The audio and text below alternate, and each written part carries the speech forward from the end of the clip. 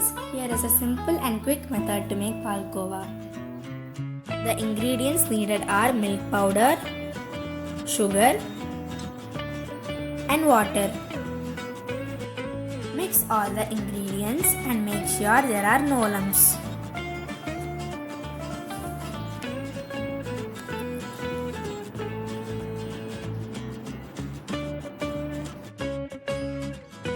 Turn the stove on and stir continuously.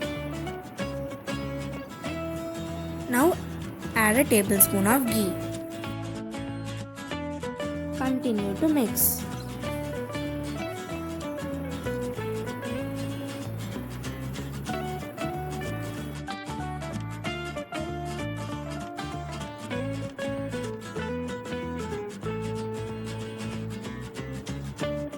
After a few minutes, the mixture starts to thicken. Keep stirring continuously until the color changes. Now add a pinch of cardamom powder and mix well. Now transfer this into the serving bowl.